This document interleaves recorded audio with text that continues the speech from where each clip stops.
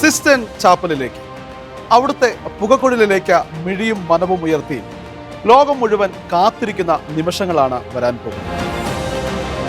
Sistine ചാപ്പലിലെ അടച്ചിട്ട വാതിലുകൾക്കപ്പുറം എന്താണ് നടക്കുന്നതെന്ന ആകാംക്ഷയിലാണ് ലോകം. എവിടെയാണ് സിസ്റ്റൻ ചാപ്പൽ?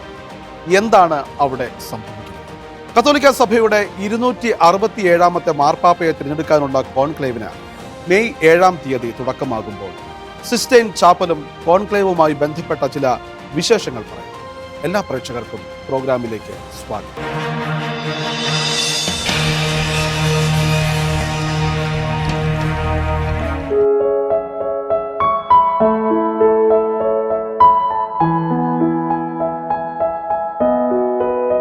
വത്തിക്കാൻ നഗരത്തിലെ പാപ്പയുടെ ഔദ്യോഗിക വസതിയായ അപ്പോസ്തലിക് കൊട്ടാരത്തിലെ ചാപ്പലാണ് സിസ്റ്റൈൻ.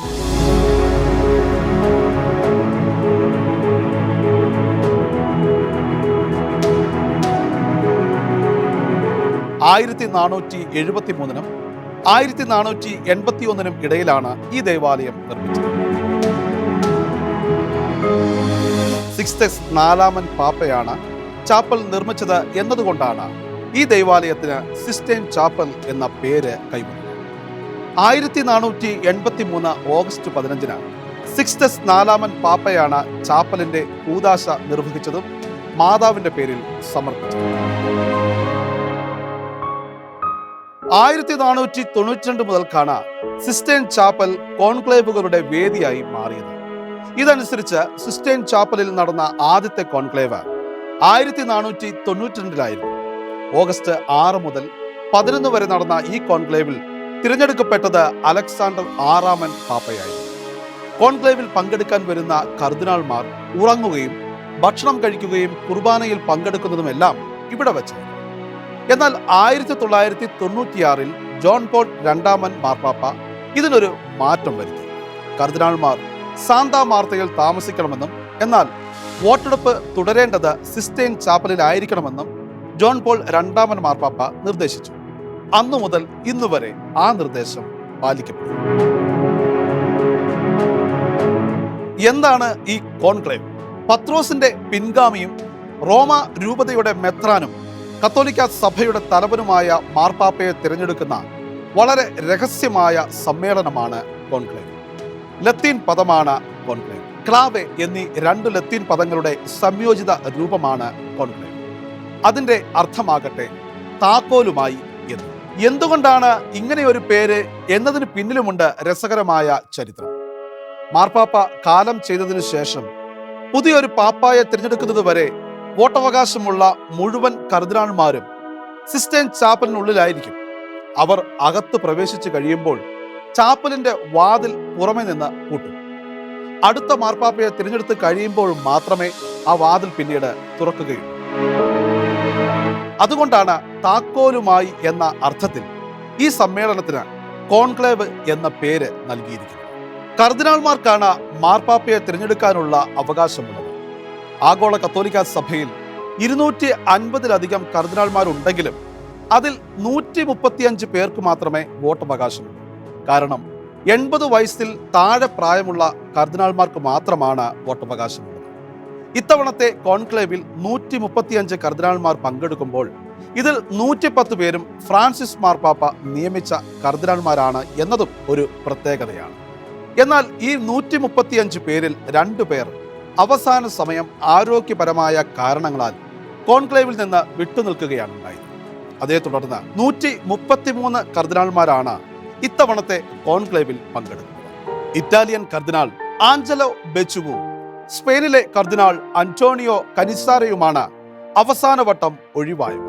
മെയ് 7-ന് ഇറ്റാലിയൻ സമയം ഉച്ചകഴിഞ്ഞ് 4:30-നാണ് കോൺക്ലേവ് ആരംഭിക്കുന്നത്.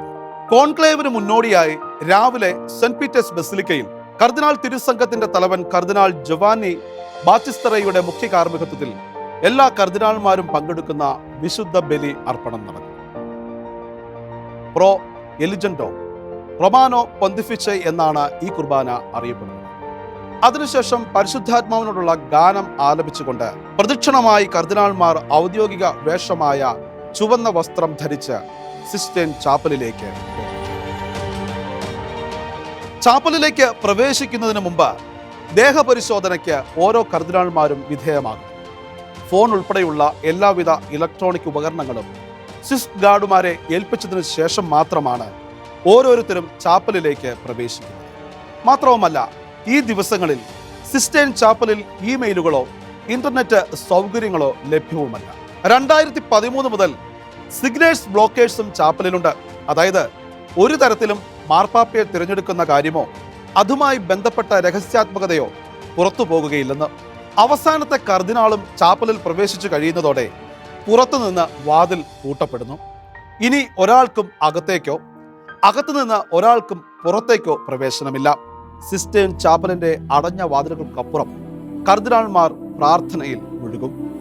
പരിശുദ്ധാത്മാവിന്റെ കൃപാവരവും വിവേചനപരവും തങ്ങൾ ഏർപ്പെടാൻ പോകുന്ന പ്രവൃത്തിയിൽ ഉണ്ടാകണമേ എന്ന ആത്മാർത്ഥപൂർണമായ പ്രാർത്ഥന. ആ പ്രാർത്ഥനയ്ക്ക് ശേഷം അവർ പ്രതിജ്ഞയെടുക്കുന്നു. ഏറ്റവും മുതിർന്നവർ മുതൽ പ്രായക്രമത്തിലാണ് പ്രതിജ്ഞ എടുക്കുന്നത്. ദൈവവും ഞാൻ മുറുകെ പിടിച്ചിരിക്കുന്ന ഈ വിശുദ്ധ സുവിശേഷങ്ങളും എന്നെ സഹായിക്കട്ടെ എന്ന പേര് ഏറ്റുപറഞ്ഞാണ് ഓരോ കർദിനാൾമാരും സത്യപ്രതിജ്ഞ എടുക്കുന്നത്. കർദിനാൾമാരിൽ ആകെ വോട്ടിന്റെ 2/3 ഭാഗമാണ് അടുത്ത പാപ്പായെ നിശ്ചയിക്കുന്നത്. വോട്ട് പരിശോധിക്കുന്നത് സൂക്ഷ്മ പരിശോധകരായ കർദിനാൾമാരാണ്. ബാലറ്റുകൾ കൂട്ടിക്കലർത്തുന്നതും ബാലറ്റുകളുടെ എണ്ണം തിട്ടപ്പെടുത്തുന്നതും എല്ലാം കർദിനാൾമാർ തന്നെ. അതേസമയം തിരഞ്ഞെടുപ്പിൽ പങ്കെടുക്കുന്ന കർദിനാൾമാരുടെ എണ്ണത്തിനനുസരിച്ച് ബാലറ്റുകൾ ഇല്ല എങ്കിൽ പരിശോധിക്കാതെ തന്നെ കത്തിച്ചു കളയുകയാണ് പതിവ്. കോൺക്ലേവിന്റെ ആദ്യ 4 ദിവസങ്ങളിൽ ഒരു ദിവസം 4 വോട്ടെടുപ്പുകൾ വരെ നടത്താവുന്നതാണ്. 4 ദിവസവും തിരഞ്ഞെടുപ്പ് നടക്കുന്നില്ല എങ്കിൽ 5-ാം ദിവസം വോട്ടെടുപ്പ് താൽക്കാലികമായി നിർത്തിവെക്കുകയും ചെയ്യാറുണ്ട്. പ്രാർത്ഥനയ്ക്കും ധ്യാനത്തിനും അനൗപചാരികമായ ചർച്ചയ്ക്കും വേണ്ടിയാണ് ഈ ഇടവേള. വോട്ടെടുപ്പിന്റെ കാര്യത്തിൽ അനിശ്ചിതത്വവും സ്തംഭനാവസ്ഥയും തുടരുന്ന സാഹചര്യത്തിൽ ഏറ്റവും അവസാനത്തെ ബാലറ്റിൽ ഏറ്റവും കൂടുതൽ വോട്ട് ലഭിച്ച 2 സ്ഥാനാർത്ഥികൾക്ക് മാത്രമായി വോട്ട് ചെയ്യുകയും അതിൽ ഭൂരിപക്ഷം വോട്ട് കിട്ടിയ വ്യക്തിയെ മാർപ്പാപ്പയായി പ്രഖ്യാപിക്കുകയുമാണ് ചെയ്യുന്നത്. ഓരോ തവണയും വോട്ട് രേഖപ്പെടുത്തുന്ന ബാലറ്റ് പേപ്പറുകൾ കത്തിച്ചു കളയണമെന്നാണ് നിയമം. ഇപ്രകാരം ബാലറ്റ് പേപ്പറുകൾ കത്തിച്ചു കളയുന്ന പുകയുടെ നിറം നോക്കിയാണ് പാപ്പായെ തിരഞ്ഞെടുത്തോ ഇല്ലയോ എന്ന കാര്യം മറ്റുള്ളവർ അറിയുന്നത്. വെളുത്ത നിറമാണെങ്കിൽ പാപ്പ തിരഞ്ഞെടുക്കപ്പെട്ടു എന്നാണ് അതിനർത്ഥം. കറുത്തതാണെങ്കിൽ തിരഞ്ഞെടുക്കപ്പെട്ടിട്ടില്ല എന്നത്. എങ്ങനെയാണ് ബാലറ്റ് പേപ്പർ കത്തിക്കുമ്പോൾ വെളുത്ത നിറം വരുന്നത് എന്നൊരു സംശയം ചിലർക്കെങ്കിലും ഉണ്ടാവും. ബാലറ്റുകൾ കത്തിക്കുന്നതിനൊപ്പം potassium chlorate, lactose, chloroform, Raisen എന്നീ രാസവസ്തുക്കൾ കൂടി ചേർക്കുന്നത് കൊണ്ടാണ് വെളുത്ത പുക പുറത്തു വരുന്നത്.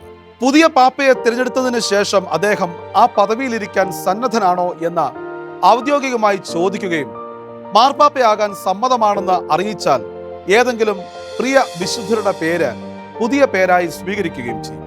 തുടർന്ന് ആ പേരിലായിരിക്കും അദ്ദേഹം അറിയപ്പെടുന്നത്. ഇതിനുശേഷം സിസ്റ്റൈൻ ചാപ്പലിന് അടുത്തുള്ള ചെറിയ മുറിയിലേക്ക് നവ പാപ്പ പ്രവേശിക്കും. കണ്ണീരിന്റെ മുറി എന്നാണ് ഇത് അറിയപ്പെടുന്നത്. പരമ്പരാഗത പേപ്പൽ വസ്ത്രങ്ങൾ അദ്ദേഹം ധരിക്കുന്നത് ഇവിടെ വെച്ചാണ്. വ്യത്യസ്തമായ 3 അളവുകളിലുള്ള വസ്ത്രങ്ങൾ ഇവിടെ നേരത്തെ തന്നെ ഒരുക്കി വെച്ചിട്ടുണ്ടാവും എന്നൊരു പ്രത്യേകത കൂടി. ഈ സമയം കർദിനാൾ ഡീക്കൻ സെന്റ് പീറ്റേഴ്സ് ബസിലിക്കയുടെ ബാൽക്കണിയിൽ നിന്ന് ഞാൻ നിങ്ങളെ ഒരു വലിയ സന്തോഷം അറിയിക്കുന്നുവെന്ന് പറയുകയും തുടർന്ന് ലത്തീൻ ഭാഷയിൽ ഹാബെമസ് പാപ്പാം എന്ന് വിളിച്ചു പറയുകയും ചെയ്യും. നമുക്കൊരു പാപ്പായുണ്ട് എന്നാണ് ഈ ലത്തീൻ വാക്കിന്റെ അർത്ഥം. തൊട്ടു പിന്നാലെ പുതിയ മാർപ്പാപ്പ ചുവന്ന ശീലകൾ കൊണ്ട് ഫ്രെയിം ചെയ്ത ബാൽക്കണിയിലേക്ക് കടന്നു വരികയും വിശ്വാസികളെ അഭിവാദ്യം ചെയ്യുകയും ആശീർവദിക്കുകയും ചെയ്യും. നഗരത്തിനും ലോകത്തിനും വേണ്ടിയുള്ള പുതിയ പാപ്പയുടെ ആദ്യത്തെ ആശീർവാദമായിരിക്കുന്നത്. അതോടെ കോൺക്ലേവ് ചടങ്ങുകൾ പൂർണ്ണമാകും. നിലവിലുള്ള മാർപ്പാപ്പയുടെ മരണത്തിന് ശേഷം പുതിയ പാപ്പയെ തിരഞ്ഞെടുക്കാൻ കർദിനാൾമാർ ഒരുമിച്ച് കൂടുകയും രഹസ്യ വോട്ടെടുപ്പിലൂടെ പുതിയ പാപ്പയെ തിരഞ്ഞെടുക്കുകയും ചെയ്യുന്നതാണ് പതിവ് രീതി. ഒരു മാർപ്പാപ്പ മരിച്ചു കഴിഞ്ഞാൽ 20 ദിവസത്തിനുള്ളിൽ കോൺക്ലേവ് കൂടിയിരിക്കണം എന്നാണ് നിയമം. 20 ദിവസത്തെ സാവകാശം നൽകുന്നത് ലോകത്തിന്റെ വിവിധ ഭാഗങ്ങളിൽ നിന്നുള്ള കർദിനാൾമാർക്ക് വത്തിക്കാനിൽ എത്തിച്ചേരാനുള്ള സൗകര്യം കണക്കിലെടുത്താണ്. മാർപ്പാപ്പ മരിച്ചു കഴിയുമ്പോഴാണല്ലോ കോൺക്ലേവ് കൂടുന്നത്. ഈ മരണം സ്ഥിരീകരിക്കുന്നതിനും ചില പ്രത്യേക രീതികളുണ്ട്. വത്തിക്കാന്റെ സ്വത്തിന്റെയും വരുമാനത്തിന്റെയും ഭരണാധികാരിയായ കാമർലങ്കോയാണ് പോപ്പിന്റെ മരണം സ്ഥിരീകരിക്കുന്നതും ലോകത്തെ അറിയിക്കുന്നത്. അതിനുവേണ്ടി കാമർലങ്കോ മാർപ്പാപ്പയുടെ ചെവിയിൽ മാമോദിസ പേര് 3 തവണ വിളിക്കുകയും 3 വിളിയിലും പ്രതികരിക്കാതിരുന്നാൽ മരിച്ചതായി സ്ഥിരീകരിക്കുകയും ചെയ്യും. 1963 വരെ പാപ്പാമാരുടെ മരണം സ്ഥിരീകരിക്കുന്നത് മറ്റൊരു രീതിയും ഉണ്ടായിരുന്നു. ചെറിയ വെള്ളിച്ചുറ്റിക കൊണ്ട് നെറ്റിയിൽ അടിക്കുക എന്നതായിരുന്നു അത്. പിന്നീട് ആ രീതി അവസാനിപ്പിക്കുകയാണ് ഉണ്ടായത്. മരിച്ചുവെന്ന സ്ഥിരീകരണം ഉണ്ടായാലുടനെ പോപ്പിന്റെ അധികാര ചിഹ്നമായ ഫിഷർമാൻസ് മോതിരവും സീലും നശിപ്പിക്കുകയാണ് ആദ്യം ചെയ്യുന്നത്. പാപ്പായുടെ സംസ്കാരം കഴിഞ്ഞതിന് ശേഷം മാത്രമേ കോൺക്ലേവ് കൂടാവൂ എന്നുമുണ്ട്. മരണശേഷം 4 മുതൽ 6 ദിവസം വരെ സംസ്കരിക്കാനായി എടുക്കാവുന്നതാണ്. 9 ദിവസത്തെ ദുഃഖാചരണവും ഉണ്ട്. ഇതിനെല്ലാം ശേഷമാണ് കോൺക്ലേവ് സമ്മേളിക്കുന്നത്. ഫ്രാൻസിസ് മാർപ്പാപ്പയുടെ ദേഹവിയോഗം ഏപ്രിൽ 21-നായിരുന്നു. 26-ന് അദ്ദേഹത്തിന്റെ സംസ്കാര ശുശ്രൂഷകൾ നടന്നു. അതിനെല്ലാം ശേഷമാണ് മെയ് 7-ന് കോൺക്ലേവ് ആരംഭിക്കുന്നത്. ഇങ്ങനെയൊക്കെ പറയുമ്പോഴും ഒരു മാർപ്പാപ്പ ജീവിച്ചിരിക്കെ തന്നെ മറ്റൊരു മാർപ്പാപ്പയെ തിരഞ്ഞെടുക്കാൻ കോൺക്ലേവ് സമ്മേളിച്ച സംഭവങ്ങളും ഉണ്ടായിട്ടുണ്ട്. അതും 12 വർഷങ്ങൾക്ക് മുമ്പ്. ബെനഡിക്റ്റ് 16-ാമൻ മാർപ്പാപ്പയുടെ അനാരോഗ്യം കണക്കിലെടുത്ത് 2013 ഫെബ്രുവരി 28-ന് രാജിവെച്ചപ്പോഴാണ് പിൻഗാമിയെ തിരഞ്ഞെടുക്കാനായി കർദിനാൾമാർ സമ്മേളിച്ചത്. ആധുനിക ചരിത്രത്തിലെ ഏറ്റവും ഹ്രസ്വമായ കോൺക്ലേവ് ആയിരുന്നു അന്ന് നടന്നത്. 2013 മാർച്ച് 13-ന് പുതിയ പാപ്പായെ തിരഞ്ഞെടുത്തു. അർജന്റീനയിലെ ബ്യൂണസ് അയേഴ്സ് അതിരൂപത ആർച്ച് ബിഷപ്പ് കർദിനാൾ ജോർജ് മാരിയോ ബെർഗോളിയോ എന്ന പിൽക്കാലത്തെ പാപ്പ ഫ്രാൻസിസ്. 1.5 മാസത്തെ വിടവിനിടയിൽ 2 കോൺക്ലേവുകൾ നടന്നതിനും ആധുനിക കാലത്തെ സഭ സാക്ഷ്യം വഹിച്ചിട്ടുണ്ട്. ജോൺ പോൾ ഒന്നാമന്റെയും ജോൺ പോൾ രണ്ടാമന്റെയും തിരഞ്ഞെടുപ്പുകളോട് അനുബന്ധിച്ചായിരുന്നു ഇത് നടന്നത്. പോൾ 6-ാമൻ മാർപ്പാപ്പയുടെ ദേഹവിയോഗത്തെ തുടർന്ന് നടന്ന കോൺക്ലേവിൽ പിൻഗാമിയായി തിരഞ്ഞെടുക്കപ്പെട്ടത് ആൽബിനോ ലൂസിയാനി എന്ന പിൽക്കാലത്തെ ജോൺ പോൾ ഒന്നാമൻ മാർപ്പാപ്പയായിരുന്നു. 1978 ഓഗസ്റ്റ് 26-നായിരുന്നു അദ്ദേഹം പത്രോസിന്റെ സിംഹാസനത്തിലെത്തിയത്. പക്ഷേ വെറും 33 ദിവസം മാത്രമേ പാപ്പ പദവിയിലിരിക്കാൻ അദ്ദേഹത്തിന് സാധിച്ചുള്ളൂ. അപ്രതീക്ഷിതമായി ഒരു നാൾ അദ്ദേഹം മരണമടയുകയായിരുന്നു. ഇതേ തുടർന്ന് ഉടൻ തന്നെ മറ്റൊരു കോൺക്ലേവ് വിളിച്ചു കൂട്ടേണ്ടി വന്നു. ഈ കോൺക്ലേവിൽ തിരഞ്ഞെടുക്കപ്പെട്ടത് കർദിനാൾ കരോൾ വോയ്റ്റീവ എന്ന പിൽക്കാലത്തെ ജോൺ പോൾ 2-ാമൻ മാർപ്പാപ്പയായിരുന്നു. 1978 ഒക്ടോബർ 16 മുതൽ 2005 ഏപ്രിൽ 2 വരെയായിരുന്നു അദ്ദേഹത്തിന്റെ പാപ്പാക്കാലം. ആധുനിക കാലഘട്ടത്തിൽ ഏറ്റവും പെട്ടെന്ന്, അതായത് ചുരുങ്ങിയ ദിവസങ്ങൾക്കുള്ളിൽ നടന്ന പാപ്പ തിരഞ്ഞെടുപ്പ് ഫ്രാൻസിസ് മാർപ്പാപ്പയുടേതായിരുന്നുവെങ്കിൽ അതുപോലെയുള്ള സാധ്യത പുതിയ കോൺക്ലേവിന് ഉണ്ടാവില്ലെന്നും അത് നീണ്ടുപോകാൻ സാധ്യതയുണ്ടെന്നുമാണ് ചിലരുടെ നിഗമനം. ജർമ്മനിയിലെ കൊളോൺ ആർച്ച് ബിഷപ്പ് കർദിനാൾ റെയ്നർ മരിയ അത്തരമൊരു അഭിപ്രായക്കാരനാണ്. അദ്ദേഹത്തിന്റെ അഭിപ്രായത്തിൽ ഇത്തവണത്തെ കോൺക്ലേവ് കൂടുതൽ ദിവസം നീണ്ടു നിൽക്കാൻ സാധ്യതയുണ്ട്. ഇത്തവണത്തെ കോൺക്ലേവിൽ ഏറ്റവും കൂടുതൽ കർദിനാൾമാർ ഉള്ളത് യൂറോപ്പിൽ നിന്നാണ്. 39% വോട്ട് ഇവിടെ നിന്നാണ് ലഭിക്കുന്നത്. ഏഷ്യ ഓഷ്യാന മേഖലയിൽ നിന്നായി 20% വോട്ട് ലഭിക്കും. സന്യാസ സമൂഹങ്ങളിൽ നിന്നുള്ള കർദിനാൾമാരുടെ എണ്ണം 33 അതിൽ തന്നെ സലേഷ്യൻ സഭയിൽ നിന്നാണ് കൂടുതൽ കർദിനാൾമാർ. 5 പേരാണ് സലേഷ്യൻ സഭയെ പ്രതിനിധീകരിച്ച് കോൺക്ലേവിൽ പങ്കെടുക്കുന്നത്. തൊട്ടു പിന്നാലെ ഓർഡർ ഓഫ് ഫ്രിയേഴ്സ് മൈനറും ജസ്യൂട്ട് സഭാംഗങ്ങളുമുണ്ട്. 2 സന്യാസ സഭയിൽ നിന്നുമായി 4 പേർ വീതം കോൺക്ലേവിൽ പങ്കെടുക്കുന്നുണ്ട്. ഡൊമിനിക്കൻ സന്യാസ സമൂഹം, ദിവ്യരക്ഷക സഭ, ഡിവൈൻ വേർഡ് മിഷണറി സമൂഹം, കൺവെൻച്വൽ ഫ്രാൻസിസ്കൻ എന്നിങ്ങനെ സന്യാസ സമൂഹങ്ങളിൽ നിന്നുള്ള കർദിനാൾമാരും ഇത്തവണത്തെ കോൺക്ലേവിൽ പങ്കെടുക്കുന്നു. കേരളത്തിൽ നിന്നുള്ള 2 കർദിനാൾമാർക്ക് വോട്ട് ചെയ്യാനുള്ള അവകാശമുണ്ട്. സിറോ മലങ്കര സഭ മേലധ്യക്ഷൻ കർദിനാൾമാർ ബെസേലിയോസ് ക്ലീമിസ് കാതോലിക്ക ബാവയും കർദിനാൾമാർ ജോർജ് കൂവക്കാട്ടുമാണ് ഇവർ.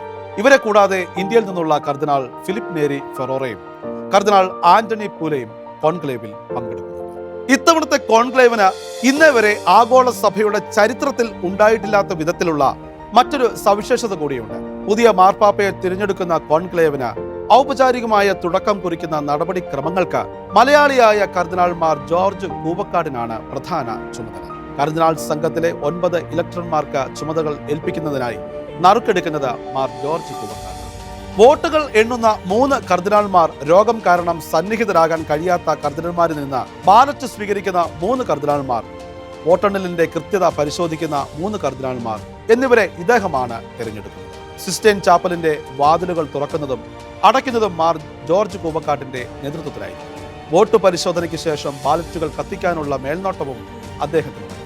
കൂടാതെ പുതിയ പാപ്പായുടെ തിരഞ്ഞെടുപ്പ് ഔദ്യോഗികമായി പ്രഖ്യാപിക്കുന്നതിന് മുമ്പുള്ള ഒരുക്കങ്ങൾ ആരംഭിക്കുന്നതും കർദിനാൾ കോളേജിന്റെ സെക്രട്ടറിയെയും പേപ്പൽ ലിറ്റർജിക്കൽ സെലിബ്രേഷന്റെയും മാസ്റ്ററെയും തിരഞ്ഞെടുത്ത് ഹാളിലേക്ക് വിളിപ്പിക്കുന്നതും മാർ ജോർജ് ഊബക്കാണ്. അടുത്ത മാർപ്പാപ്പ ആരായിരിക്കും? അങ്ങനെ ഒരു ചോദ്യവും കൂടി നമുക്ക് മുന്നിൽ ഇപ്പോൾ ഉയരുന്നുണ്ട്. ഫ്രാൻസിസ് പാപ്പായുടെ തിരഞ്ഞെടുപ്പ് നിലവിലുണ്ടായിരുന്ന പാരമ്പര്യങ്ങളിൽ നിന്നെല്ലാം തീർത്തും വിഭിന്നമായിരുന്നു. കാരണം അദ്ദേഹം ലാറ്റിൻ അമേരിക്കൻ രാജ്യക്കാരനായിരുന്നുവല്ലോ. കത്തോലിക്ക സഭയിൽ വലിയൊരു മാറ്റത്തിന്റെ സൂചനയായിട്ടാണ് ഫ്രാൻസിസ് പാപ്പായുടെ തിരഞ്ഞെടുപ്പിനെ ലോകമെന്ന് വിലയിരുത്തിയത്. അതുകൊണ്ട് തന്നെ അദ്ദേഹത്തിന്റെ പിൻഗാമി വരുമ്പോൾ വലിയൊരു മാറ്റം വീണ്ടും ഉണ്ടാവുമെന്നാണ് എല്ലാവരുടെയും പ്രതീക്ഷ.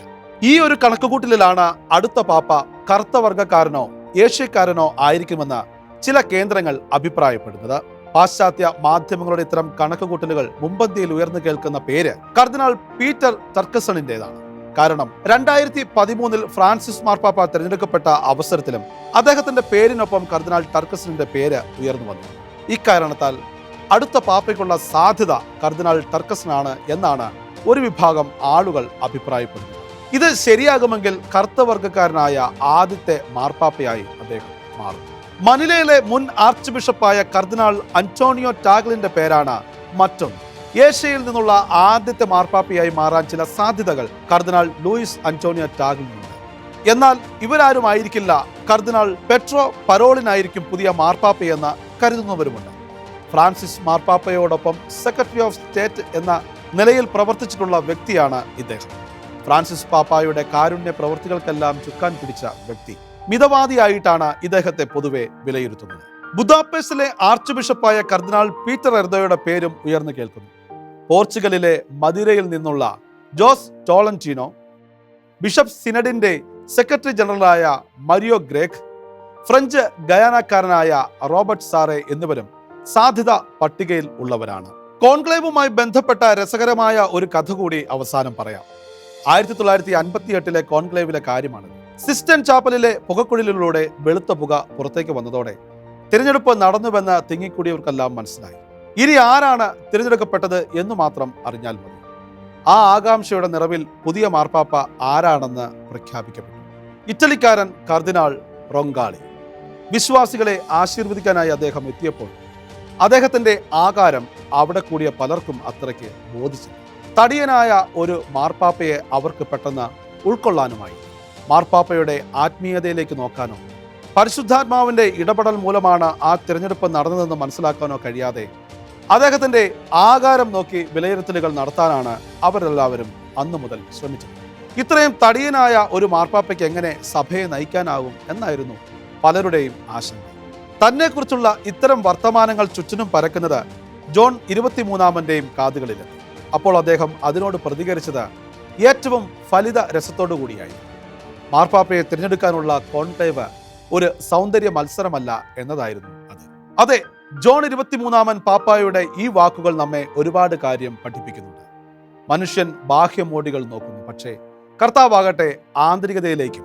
അതുകൊണ്ട് ഇനി വരാൻ പോകുന്ന മാർപ്പാപ്പ ആരുമായിരുന്നു കൊള്ളട്ടെ, അദ്ദേഹത്തിന്റെ രൂപഭംഗിയിലേക്കോ വാചാലതയിലേക്കോ അല്ല നാം നോക്കേണ്ടത്. മറിച്ച് ദൈവത്തിന്റെ തീരുമാനത്തിന് മുമ്പിൽ പ്രാർത്ഥനാപൂർവം കൈകൾ കൂപ്പുകയാണ് നാം ചെയ്യേണ്ടത്.